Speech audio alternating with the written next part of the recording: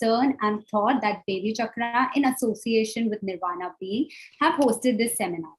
That brings us to today's topic: how can kids go back to school safely? I'd like to introduce my lovely panelists. First, we have Mr. Jayadhar Gupta, founder of Nirvana Being, clean air activist, and an entrepreneur. Chanda Rai Singhani, president and trustee, the RD School. Dr. Preeti Singh, pediatrician and neonatologist, director, Swasthya Child and Cardiac Care. Lastly, we have Simone Kambata, fashion designer and a renowned mom and lifestyle influencer. And me, Zara Jani, I'm a parenting and a lifestyle influencer by the name of being mom_Anvia. So without further ado, let's dive into the questions. Simone, the first question is for you. As schools have started reopening, still parents are not so happy to send their children back to school. Why are parents still so hesitant about it? Zara, I wish I knew because, so much science and data proves that our children need to be in school. School needs to be an essential service. But I guess a lot of kids come from joint families where there are older grandparents and they are worried about the children passing the virus on to the grandparents and stuff like that. In some cases, parents really want their kids to be vaccinated before they send their kids to school.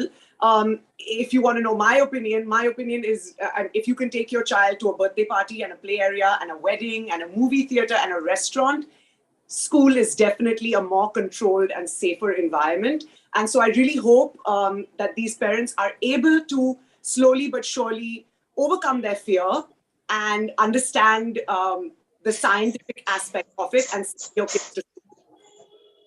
Well, I guess I replicate those thoughts as a parent. So in this situation, what can be possible solution to the problem stated here? Chanda ma'am, would you like to go and answer this question?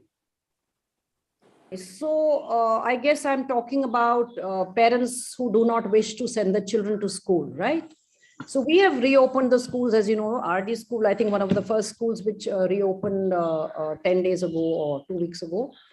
And I spoke to some parents. I actually called them up because I wanted to understand the psyche, whether we can help actually the parent in this, instead of just saying, come.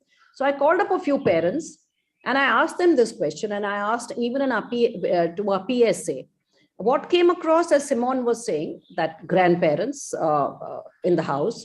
So how I told the parents that, listen, fair enough, this was a very, very reasonable thought a year and a half ago. I think all grandparents are now 3 times vaccinated. So we have to move on to a second level. Secondly, of course, it was that children's vaccination. So they were actually hoping that children's vaccination come in. And I just told them that the US, despite saying that children of age group 5 and below will soon be vaccinated, have taken that back. So just one second, I'll leave this meeting. So I said, don't bank on that happening. The third thing which they said, they didn't want to be the first ones. And now they're actually seeing, it's a herd mentality. So now they're actually seeing, I don't want to say it, but the guinea pigs coming to school. So they feel, okay, my child is safe. I didn't want him to be the first one. So they're looking at it. And fourthly, they've been checking out the school systems.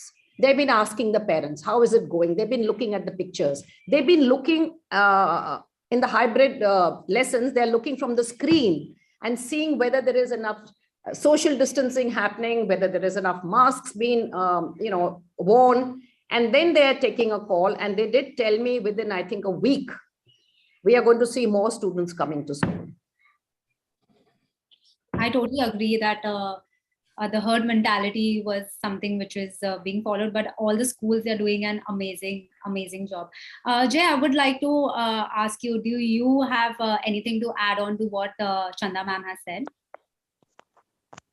Well, I kind of alluded to the fact that, we are very good on the subject of health, on missing the forest for the trees. And, my core area was always air pollution, which is a bigger problem in the northern part of India, where we have a severe winter. And, certainly, just to give you an idea, in 2020, we lost 1.7 million lives to air pollution in India. And we lost about 400,000 lives to COVID. But of course, there was all this hoopla and hullabaloo about COVID, and nobody's talking about air pollution.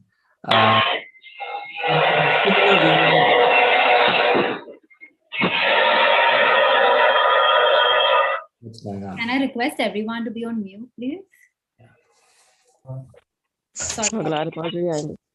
Similar vein, you look at, I don't know if you guys probably know this, and, we've got Dr. Preeti here with us who'll back me up. But, we have the worst record in the world, not only for air pollution, but for communicable diseases in general, right? If you look at just one communicable disease, tuberculosis, it kills more people in India than COVID.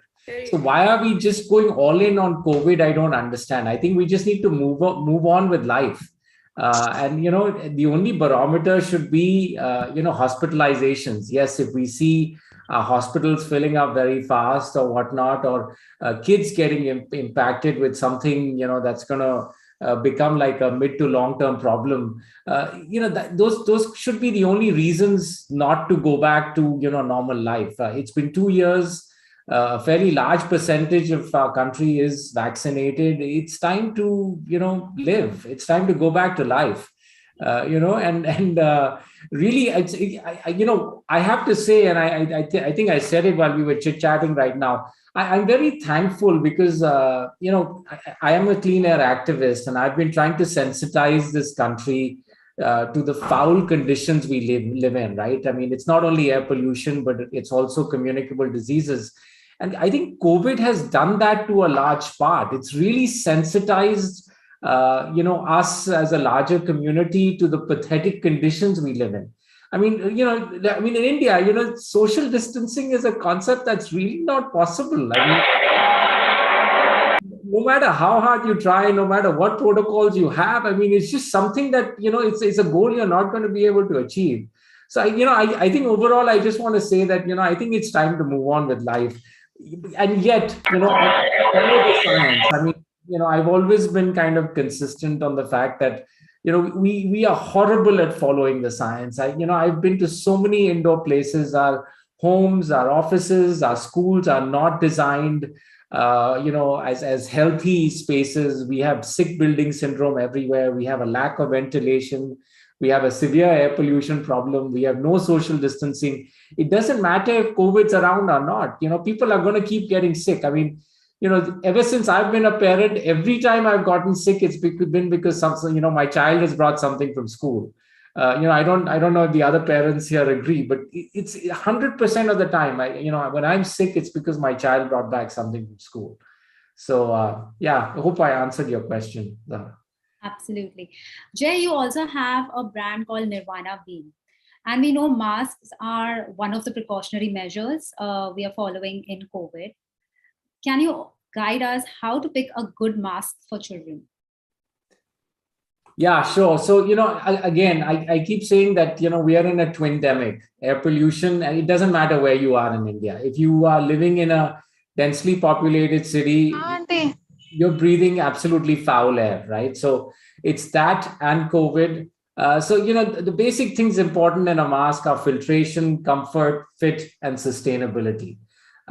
Filtration, air pollution particles are nanoparticles. We already know the size of a COVID particle is about 120 nanometers.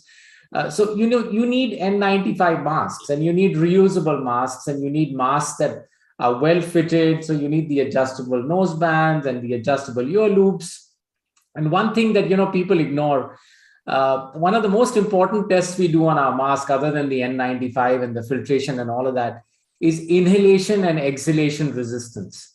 So what is the resistance of your respirator when you on the inhale? Because it is an obstruction on your face, right?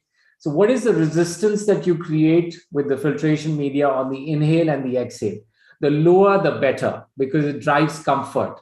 And that's really, really important, especially if we're sending our children out to school to, keep their masks on 2 to 3 hours at a time.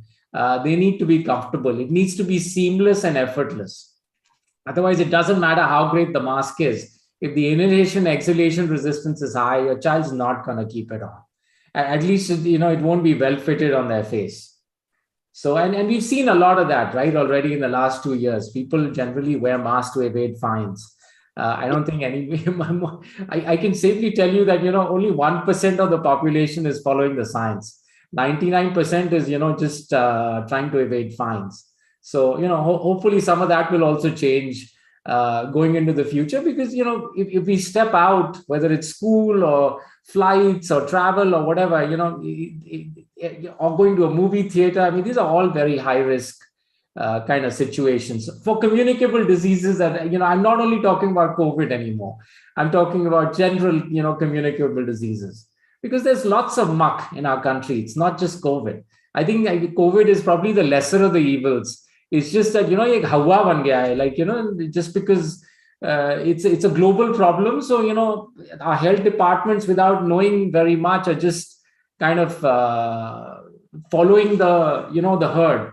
It's like our government following the herd, instead of really kind of calling a spade and saying, hey, this is a bigger communicable disease problem. This has been such a huge eye opener for our country that we just live in utter rubbish and filth. And that's something we need to change. This whole Swachh Bharat mission, I think this is the time for this mission to come out. Anyway, I'm going into my activism mode. So back to you, Zara. Wow, so I never thought so many things go behind making that perfect mask. So thank you for sharing that with us. Dr. Preeti, I wanted to ask you, does certification really have a significant role while picking up masks for kids? Yes, definitely. See, the thing is, the problem with using masks with kids is the mask has to be comfortable, as Jay said, because if it's not comfortable, your child is not going to wear it. It should be compliant to the child. He should find it attractive, or it should be something which is part of his routine. It shouldn't be a forced thing. You can't force things on your kids now. And the third important aspect, or I must say the most important aspect, is the protective factor. This protective factor, this comes from the certification, because you have all sorts. Now the mask industry is like a wildfire.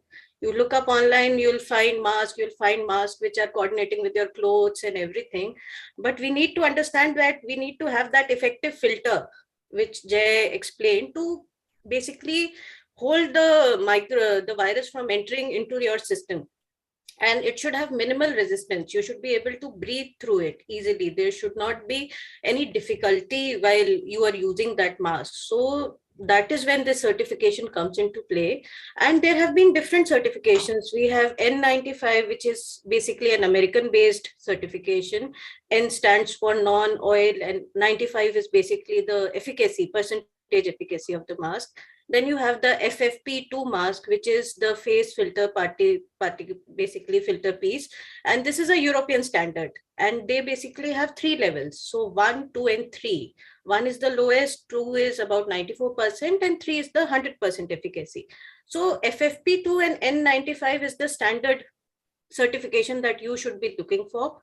Secondly, basically, you should look at the micron size. They usually mention it. It's either 0.3 or 0.1, as Jay said, that this is the particle which will be held. Then you have to look at the fabric, that it should be comfortable. It shouldn't something which should irritate your child's skin. And the fit should be very nice. And see, if you're using these certification masks, you are protected about 94-95%. You don't need more than that. If you can get an N99, it's fine, but N95 is fair enough a mask. And if you're using a cloth mask, so with cloth mask or the medical mask, the thing is, it depends on the fabric which is being used, the layering of the mask. If you have a double layer mask, or if you have a triple layer mask, and it doesn't have a filter, so basically the efficacy goes down to about 26 to 79%. So this is where the certification comes into play. It's just not for the show that we have to use a mask. The purpose of mask is to protect, and that is where the certification comes into play. Thank you so much, Dr. Preeti. It's been really enlightening. I don't know. I mean, I have to be now considering all these points before I select a mask. Sure. Yes, you should, definitely. This has been very enlightening. Chanda ma'am, I would like to ask you, how can school authorities play a role in maintaining safety for students amidst this scenario?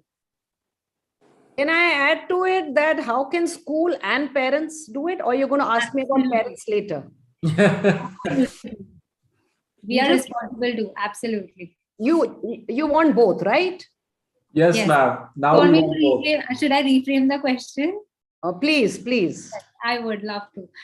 So Chanda ma'am, how can schools and school authorities and parents play a role in maintaining safety for students amidst this scenario?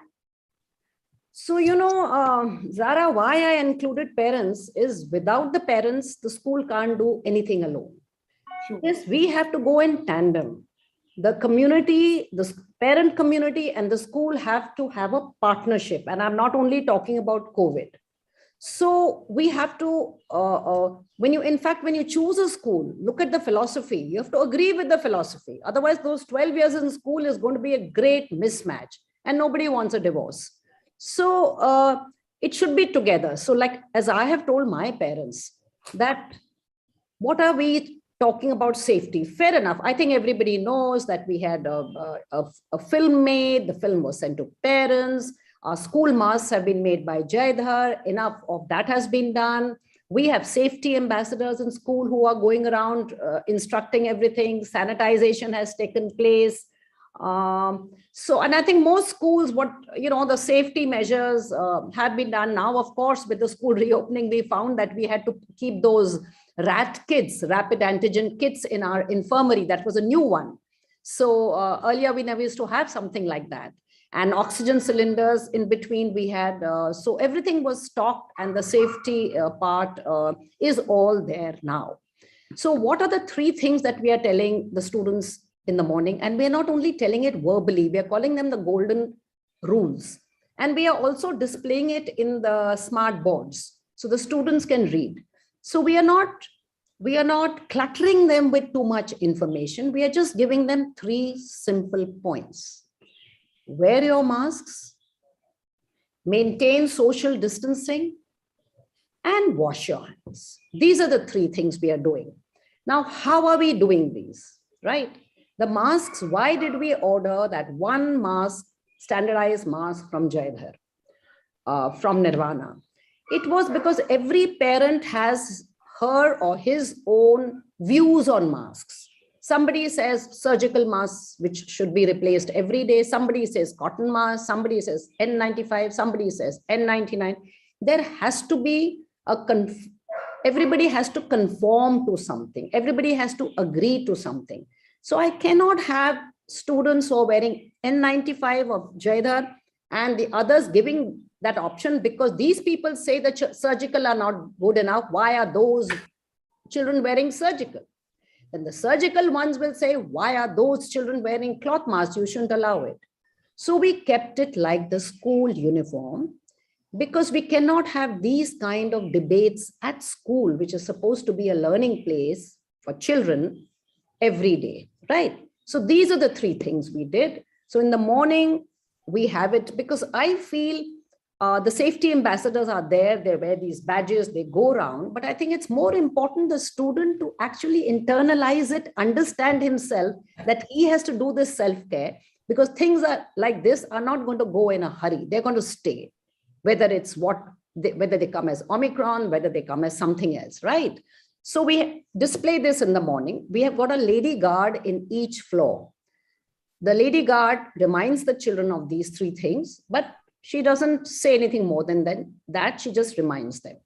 So we have got, of course, all those sanitizing units at the front of every class, and the children are supposed to sanitize their hands. When they go for their sports, they're supposed to wash their hands. So all that is being done. We've got bubble groups also in our cafe. We've got these bubble groups and children sit in the bubble group. So my request to parents is find out from your school, what are their golden rules, right? And when the child is going to school, first plan it out. So when the child is going to school, first and foremost, do some goal setting. What is your goal this month? Next month, things may change. So they have to reimagine their parenting style, right? So what do the parents have to do? First and foremost, give the mask in the hand to the child. If the child is small, make the child wear a mask. You know, this human contact, the child understands this is a major thing for my mom or my dad. This is the last thing that they are doing. If it's an older child, tell the child, have you taken your mask? Presently, 2 years ago, what were we doing? When a child was leaving the house, we were saying, have you finished your breakfast? Believe you me, the parent is still saying that, have you finished your breakfast? We must understand the mask has come up, the breakfast needs to go down, right? Then after which, take the temperature of your child. It takes 30 seconds, but he understands the importance of safety. Even if you don't really check it, but just that gesture of taking the thermometer, temperature check at home, we are doing it at school also, just makes the child aware that this is mommy's priority, this is dad's priority, right?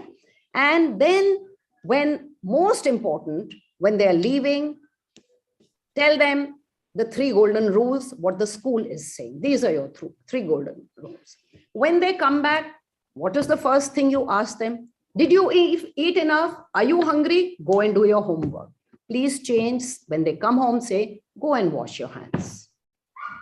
So this is my request. School is doing its bit, but parents, please join our hands. Let's do it together. The children are yours, the children are ours. Thanks. Amazing. Hashtag follow the science. So I would just suggest one thing. We can do one thing. We can have a trial on online classes like you have for annual functions. So I think my child has had multiple runs for the annual functions. Preparation starts 10 days prior to the annual function. So before they resume their classes, these trials of wearing masks and what all they have to do, these can be done on an online mode before they start resuming. We did them. We had meetings with the children and we told them what is coming. We prepared them. Yeah, great. I would add something as well. Of course, I mean, it's extremely important for my child to wear a mask. And I, as a parent, know that. And I think I've done a pretty good job as a parent imbibing that in my kids, even though they're so small. I'm not saying this because we're on a Nirvana being a webinar. I really mean it. For kids, they like, even Dr. Preeti said, it needs to be attractive. Now, when Spider-Man is on my son's mask, he's going to wear it easier. Another thing is, honestly, if that Spider-Man mask was not an N95 or whatever the safety norm is, I would not let my child wear it. Oh. So I think the fact that it's doubling up with the safety as well as the attractiveness makes it that much better. And as a parent, I am literally not even urging, I'm pleading all of you guys that please, with COVID also came mass pollution, with PPE kits and masks being thrown, and it breaks my heart. We're here trying to protect our kids from COVID, but our kids may not have a planet to live on in 20 years if we're going to just be if we're not going to be mindful about what we're doing and setting those examples now. It is in our hands. This planet is literally in our hands, and we really need to care and be mindful of what we're doing. Simone, you just mentioned the word pleading. So, Jaidhar, of course, we have these 2-3 parents who said, no, my child is a 4-year-old, my child will not wear masks. Very informed parents, 2 were lawyer parents. And WHO says this, WHO says that. I ignored for a day too. And now the other parents started saying, why is the child not wearing a mask? So I called these parents to school. And from the beginning, I said, see, I know we live in a democracy, but we have a uniform civil code. Why do we have it? Right? Now, this is, I completely agree with you that you have the option of your own views, and that mask should not be there. US was anti-vax. What happened in the end, right? So I said, this is not the time to be non-conformist. Please, for a month, conform and help the school to start. Don't be non-conformist just for this month. So this is we plead to parents that let's all think together and support each other and let the mask be there and let the theories change, and we will not wear the mask. Like I read 2 days ago that internationally they are removing masks, and they wrote India is not ready for it. The government has not removed the directive of the masks. So why should parents come and ask us to do this? Absolutely. Yeah, I think people, as a parent, I just want to say that I think everybody has a vested interest in schools remaining open. The last thing a parent wants right now is to, the stop start, because it just breaks everybody. There needs to be a rhythm, there needs to be a routine, there needs to be discipline. We've lost all of that, for our kids and our families over the last 2 years. And, we need to just gain it back. So, let's just, again, #follow the science. It's imperative. Otherwise, it's just going to be start, stop. And, this is no good for anybody. Yeah, and especially not for our children. Based on exactly what you said, and I'm sure Chanda ma'am and Dr. Preeti are going to agree with me here, we've got one set of parents who don't want to send their kids to school for whatever reasons. That's fine. We've got another set of parents who are so irresponsible, and they're so desperate to send their children to school that if their child has a cold, or no, this is just an allergy, this is not COVID, kids are falling sick. Kids fall sick anyway in school. So as a parent, it is our absolute responsibility to not send our child to school when they are unwell. Yeah. We are not doctors. We don't get to decide if my child is going to be contagious or not. Speak to your doctor. If your child is really safe to be in school, get a fit certificate from your doctor and send your child to school. Yeah. We have so many cases where the parents are just like, no, they don't want their child to miss out. So child go to school, make the whole class sick, and then everyone is sick. So classes are getting shut, not because of COVID, but because of the viral. Yeah.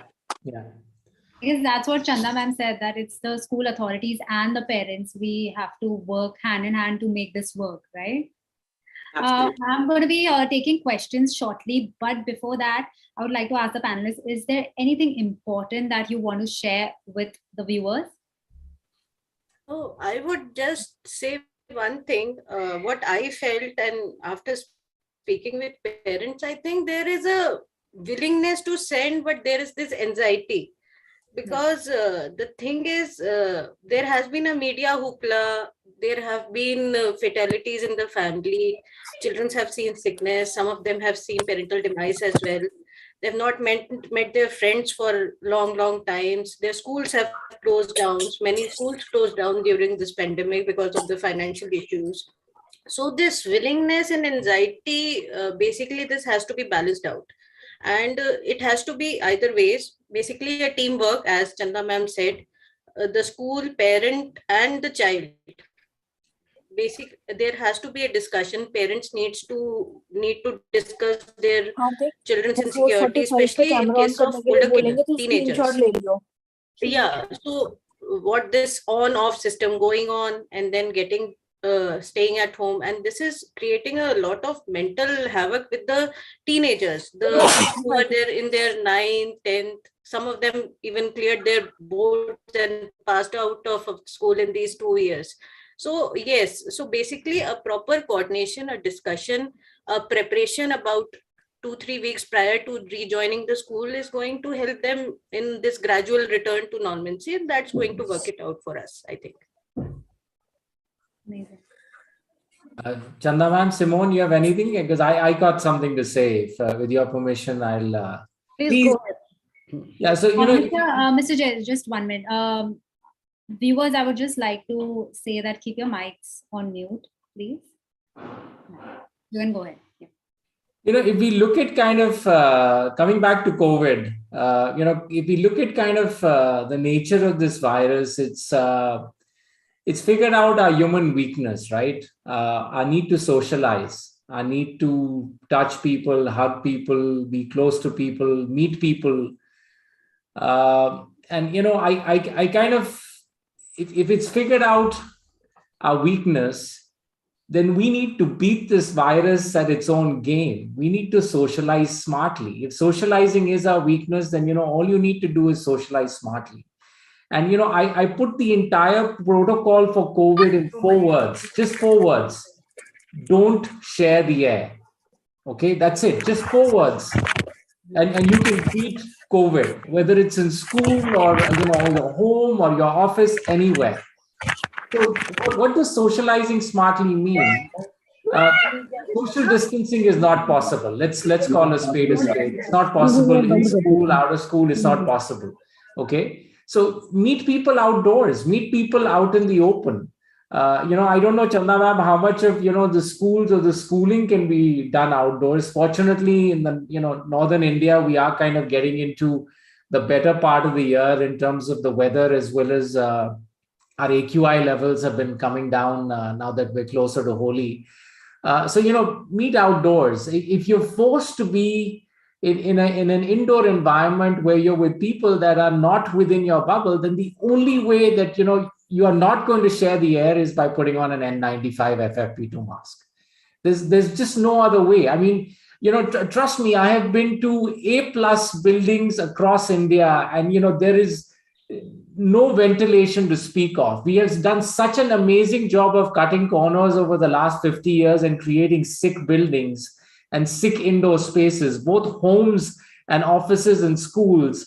It's just a big blunder. And if this government is to do something, we need a ventilation policy for this country. Otherwise, it doesn't matter, whether COVID, how long it sticks around and how, transmissible it is or how lethal it is. There's going to be something or the other that's going to keep getting us again and again and again. You keep making sick buildings, and one sick person, will make everybody else in that space sick. So, we're never going to get away from this. So, don't share the air. And again, I'm going to come back to the same thing, follow the science. I mean, the only way to beat this is, socialize smartly and follow the science. That's my big message today. Totally agree. So now we'll start with the questions the viewers have sent. The first one being, any brand or recommended mask for a child that we can find in the market or pharmacy? Also, what kind of lunch boxes idea can we as parents incorporate to boost their immunity? Nirvana, the mask. The answer right there. So maybe about the mask, Jaydhar can answer. And about before Jaydhar answers, I'm going to say this, and this is an absolutely honest answer. Nirvana being happened to send me these masks a year ago. And from that time to date, I have never had to fight with my son to wear a mask, or my daughter. My daughter also wants to wear my son's masks now. They are comfortable. I feel secure even when I'm traveling in an airport and an airplane, which is crowded. My kids have their Nirvana being masks on. My husband and I do too. And I assure you and I promise you, and this is as a parent, I'm not talking in favor of Nirvana being, I'm speaking to you guys as a parent. They are phenomenal masks. They're reusable, they're safe, they're attractive, they're amazing. Go get yours. Thank you, Simone. Thank you. I love you for that. I just want to add that if you've got a child who's under 2 years of age, please do not mask them. Okay, it's a choking hazard. Yes. So if your child is under 2 years or not physically developed enough to remove the mask, even if they're older than 2, in the event that they are choking, please do not put a mask on them. Okay. Somebody needs to address the Tiffin part of it. What are some immunity building foods? For air pollution, I know what are the immunity building foods. I used to always tell people eat a lot of greens because it'll do something to clean the blood, because, these black carbon particles enter through our lungs and throughout the alveoli, they go into our bloodstream. Just anything that cleanses the blood is a good way to go for air pollution. But for COVID, over to you, Dr. Preeti, you want to take that? Yes. I definitely want to answer that. So, yes, just like masks, the market for immunity building foods has been, I think they have been millionaires now with all the kadas and turmeric and everything going like that. So the thing is, there is no magical potion for your immunity. You need to eat a balanced meal, which contains everything. You can't restrict your fat. You can't restrict your carbs. You have to have your carbs in the portion that's recommended. That's about 50-60%. You need to have 20 to 30% of proteins. You need to have fats as well, of which some portion should be saturated. And in addition, you need to have those micro minerals, micronutrients, and multivitamins. So this, if you're having on a daily basis, you're drinking good quality of water, you are exercising about 30 minutes a day, there is nothing that's going to damage your immunity, and there is nothing in addition that's going to make you a Superman or a Spider-Man or whatsoever. So yeah, eat your balanced meal and follow that. That's going to make your immunity strong. I'm so happy with that answer. Okay, moving on to the next question. She starts by saying, I have a few questions. We have not been taking our child for any birthday parties, weddings, etc., just to keep them safe from COVID. The schools have started calling COVID a normal flu. We ensure that we get our kids vaccinated for the latest strains of flu. So why not wait until they are vaccinated for COVID too? Who would like to take this up? Chanda ma'am? Well, I just mentioned there is no surety of it. If the government told us that 1st of April, all the children from 2 to 12 are going to get vaccinated, yes, please wait. And I just mentioned that US has revoked that rule about children below 5 getting vaccinated. So how long are you going to wait for it? 2 years? We don't know how long it will take. So there is no mentioned date. So if I get the point, yeah. So we don't know how long the wait is going to be before the vaccinations for younger kids come in. And honestly, if we want to go by herd mentality, then let's understand that the rest of the world started school before the adults were vaccinated. So there was no vaccination even in the near sight, but schools worldwide were on except for here and a couple of other countries. Again, it all comes down to, my child has had COVID. Yes, you can say that, I am like, there's a minority and a majority, but I am the majority because the bottom line is that children bounce back fastest. This is not me saying this. This is science saying this over and over and over again. My child has had way worse virals, even having the flu shot and whatnot, than they experienced when they had COVID. Like during COVID, I saw parents saying, my child has 103 fever.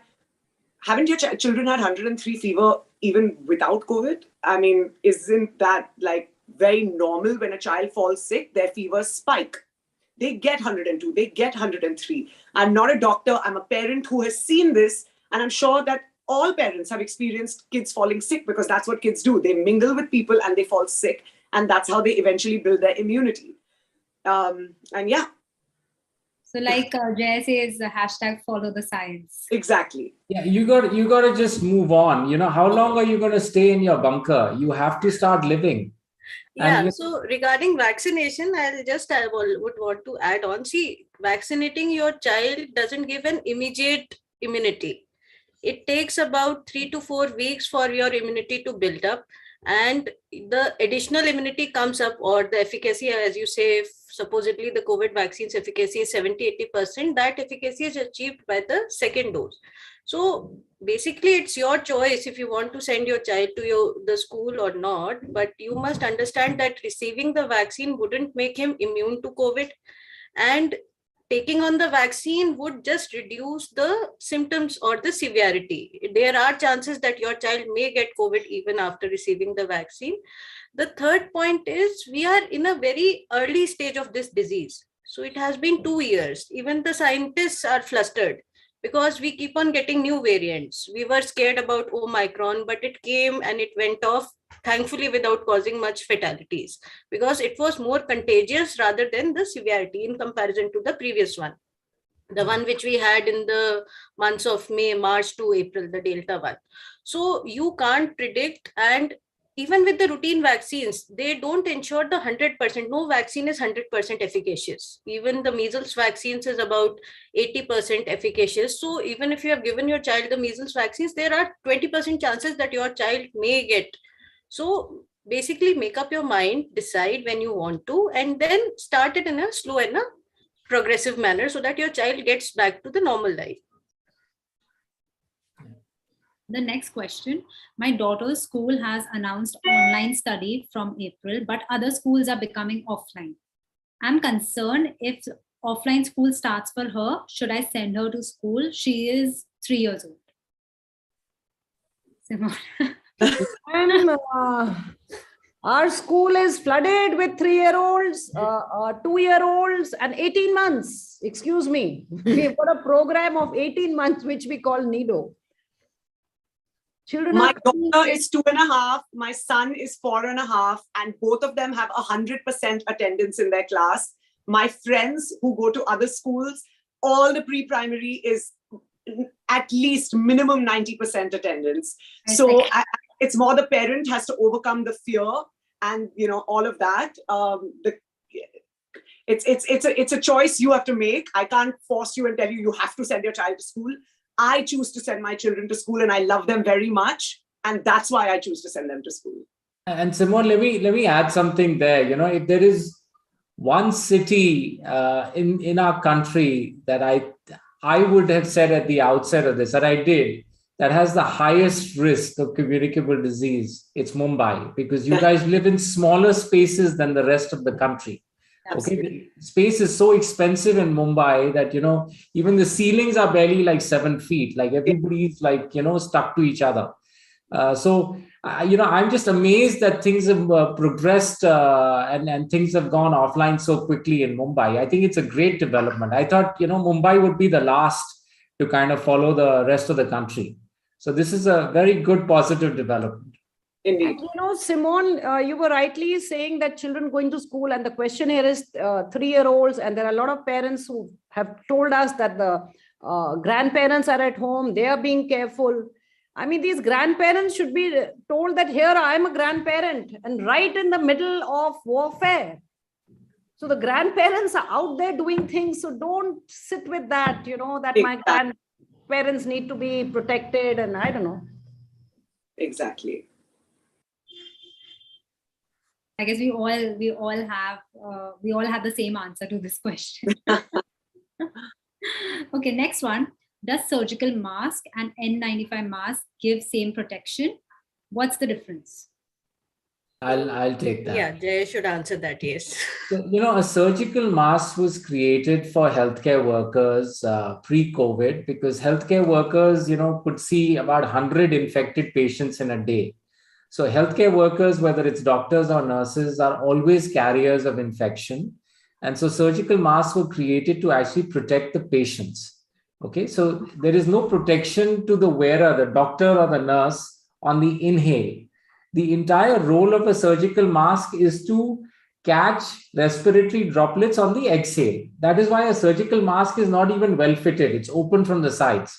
Okay, so if you're wearing a surgical mask, you are absolutely exposed. So you're doing nothing to protect yourself at all. Yes, you're trying to protect the people around you, but as far as you're concerned, you're absolutely at risk if you put on a surgical mask. So N95 masks by nature are well fitted. They have a filtration efficacy of greater than 95%. So certainly, I think we've said it already. Choose reusable N95 masks. Choose the right size, especially for children. We as a company, we have 8 sizes available, right from a 12 kilogram baby to a 150 kilogram adult. We have a size for everything in between. Okay, because the fit is the most important thing in a mask. So, choose a well-fitted mask, choose a mask with filtration efficacy, and choose a comfortable mask. Do not, please, cloth masks and surgical masks are just optics. If you're wearing a mask to evade fines, then that's the way to go. If you're actually trying to protect yourself and your family, then please choose a N95 or a FFP2 mask. Great. The next question is very interesting. In case someone in the class is detected with COVID, how long should the entire class go into quarantine? Normally, the doctor says we should wait for 5 days before getting an RT-PCR test done. What should be the ideal rule? Who would like to? I guess Dr. Dr. Preeti. Yeah, so basically, if a child is testing positive, he has been carrying the infection for past 4 or 5 days. So the class has already been exposed. See, depending on the severity of symptoms, as per the government guidelines, you don't need to go for the test of all the kids, right? You can isolate yourself. With the current variant, it's about 7 to 10 days. Earlier, it was 10 days. Now it has been limited to 7 days. So that is basically the period, and watch for the symptoms. Basically, you have to keep a watch of the severity of the symptoms. Your child may get fever, your child may be asymptomatic, he may carry a subclinical infection. So he has already been exposed, he may be a carrier, he may get symptomatic, he may not get. Basically, isolate him for about 7 days. That's the max thing. And that's about it. You don't have to go for an RT-PCR every time a child tests positive for COVID-19, right? And as we had discussed previously, that if you have elderly people at home, or if you have someone who is immunocompromised, isolate that person in particular from the child so that he doesn't catch that infection, because the severity of him getting a bad infection is more from the child, right? That's about it. Yeah. That's great. Anyone would like to add anything to this, or I'll move on to the next question? Okay. I think you need to trust your school. I think everything begins with trust. SOPs can never be standardized. They're always going to be school to school. Parents and school need to be together on one page. And once the page is set, please learn how to trust. There is nobody can guarantee you that your child is not going to get COVID when he or she goes to school. It is a risk-reward situation that the parent is choosing to send their child to school. You cannot hold anybody responsible if that happens. Everybody is doing their best here. And I think trust plays a huge factor from the parent side for sure. Absolutely. Moving on to the next one. She says, my daughter is 5 years old and is studying online for 2 years. Her school has been offline for some days. What should I do? She does not even talk to the teacher. Chanda, I think you should talk to your child first. Yeah. Yeah, Dr. Preeti, go ahead. Yes. So sorry if I interrupted, Chanda ma'am. Basically, the thing is you need to speak to your child. It's like sending your child to school for the first time. I think 5-year-old must be eligible for nursery. So these anxiety issues were there 2 years before as well. Because whenever you're sending your child to the school for the first time, you are as anxious as your child is. And it's that 1 week, 10 days, they are hell of a period for any parent. The child cries a lot, there are insecurities, you feel guilty. Why am I sending my child to school? She was in this protective environment and I was there watching over. So basically, you need to talk. You need to understand what she's feeling, and then you need to prepare her gradually. You can't push things. You can't send her to school right away. No, बच्चे जाना है ना? ऐसा नहीं कर सकते. You have to basically prepare her and prepare yourself as well. Because when you'll see your child crying, you'll feel कि अरे नहीं छोड़ो, I'll continue with the online thing. So that's my take on it. Chanda ma'am would add on to it, I think. See, I think this is a complete responsibility of the school. If the child is not talking to the teacher, why? This is the responsibility of the school.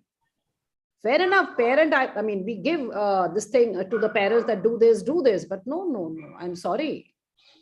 As a head of a school, I'm not going to accept this. So the school people need to get into it, find out the reason, change a certain behavioral pattern in class. Does the child want some individual time?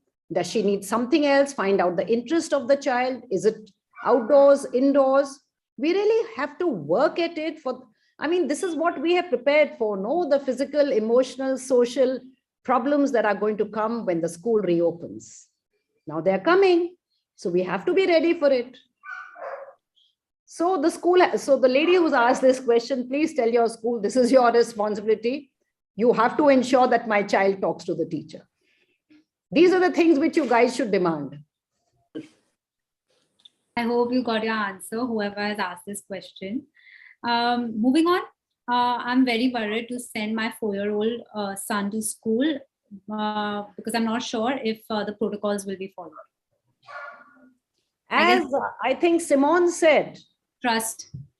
Find out, see their SOPs, ask them for pictures, ask them, where are your SOPs? Please mail them to me. Go and do a personal check. Every school will allow that. Feel satisfied. But once you're satisfied, trust the school. And ma'am, it is as you said earlier, it is a collaborative effort. So even if you find some gaps in the process, fill those gaps. I mean, we're all learning. Even 2 years into this pandemic, if anybody can tell you anything with certainty, I don't think 2 patients of COVID have received the same treatment in the country. Everything is so scattered, and we are still troubleshooting on everything.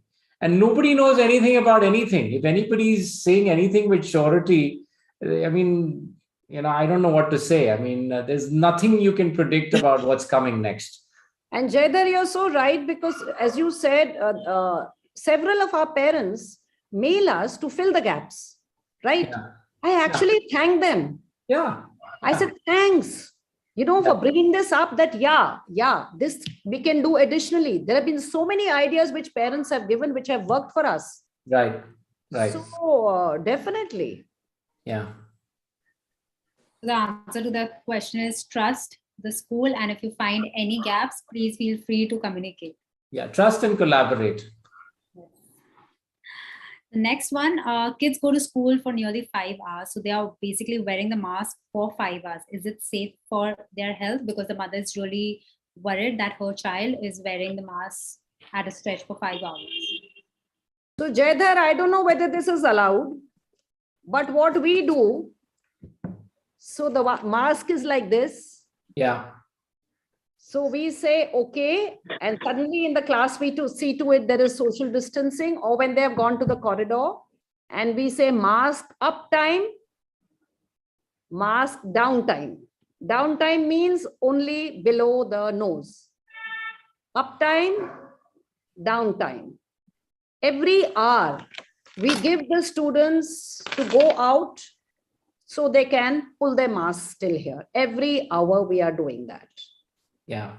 This is what we do. I don't know what you advise. No, I think, as long as the children are, well ventilated, and, ma'am, you haven't mentioned, but the RD school, Chanda ma'am's school is the first domed school of India. So if you have seen science fiction movies and seen, domes on Mars or other planets where you create a micro environment, that's what the RD school has done. You guys can Google the first domed school of India, and you'll come up with the press release. So the entire volume of air in the RD school is moved out of the dome every 20 minutes.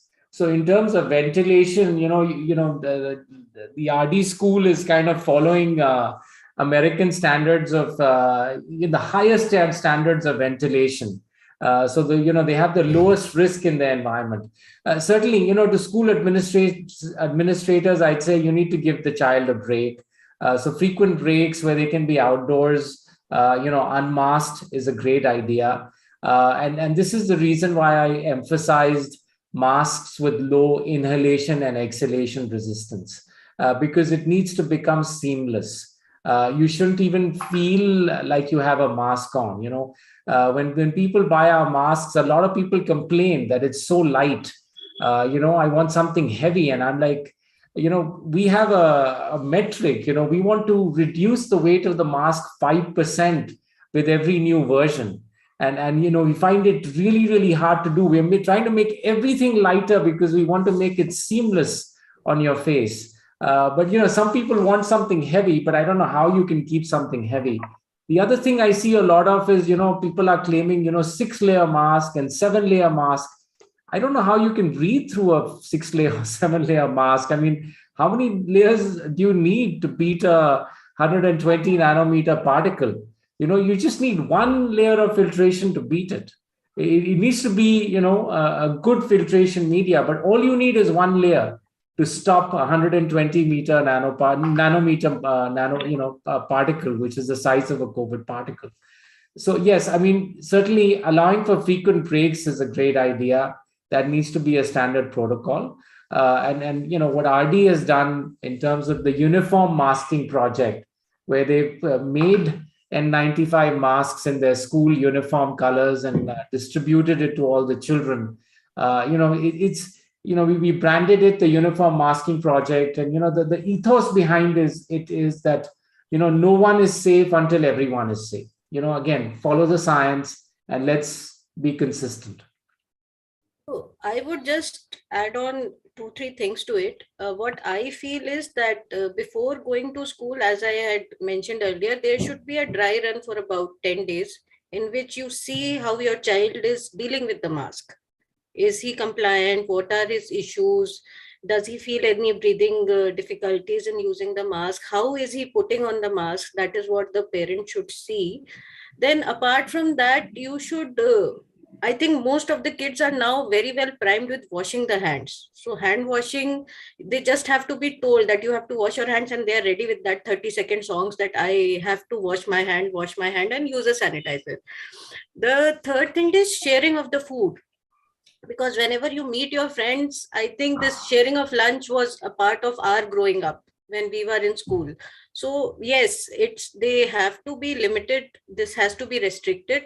The school comes in play, that they don't share, and then this fist bumps and namaste and all these things. So basically, yeah, I think kids are the most compliant of all the humans that we have. So if you are dealing with them in a proper way and then guiding them, they would follow you, and they would even correct you कि नहीं मम्मा इस तरीके से mask पहनना है, ऐसे नहीं पहनना है. So just prepare your child before sending to school. Don't send straight away कि हाँ स्कूल खुल गया भेजना है. उससे पहले आप तैयारी करवाएं कि स्कूल जाना है और इस तरीके से हमको बैठना है 5 घंटे. And one thing more, whenever outdoors or having any physical exercise classes, they shouldn't be wearing any masks, because that time the requirement of oxygen goes up. So it may become suffocating. They have to be taught that when you are playing or when you are running, you have to keep your mask properly at a proper place and then put it back on again. So that's from my end. Yeah. So that brings us to the end of this webinar. The conversation has been truly amazing. Before we end the webinar, any brief closing statements from the panelists? Anyone would like to go? I have a lot of hashtags as a result of this. Yeah, don't share the hashtag, don't share the air, hashtag socialize smartly, hashtag follow the science, hashtag mask up. I don't know. You guys want to add to that? My last request is that please, all the people here, if there are a lot of moms, parents, please help keep schools open. I'm not talking about our set, what Dr. Preeti said, what resonated with me about the schools that closed down. Child labor has restarted again in a very big degree over the last 2 years. Early marriage has started early because of the schools shutting down. So let's not think of only us, but all those people there who need the schools to open. That's my last thing. Please, everyone help schools to continue, function, reopen, and stay open. Yes. My takeaway would be, send your child to the school, talk to your child, discuss their anxieties, and follow all the precautions. And if you're doing this, I think there is nothing that can make you sick, or even if you get sick, you'll come out of it stronger. That's my takeaway. Come on, anything to add on? Well, I'm just going to stick to what I've been saying through and through is please educate yourself. Please work on yourself, work on overcoming your trust issues, work on overcoming your fear issues. Choose facts over fear. Don't fall for every media headline that you read. And yeah, follow the science. Hashtag follow the science. Yeah. Amazing. It's been lovely having you all here. And thank you so much to the panelists for taking out time. And thank you so much to the viewers who took out time and who have patiently listened to all of us. Thanks a lot. Thank you, Zara, for being a wonderful host. Thank you, everyone. Thank you.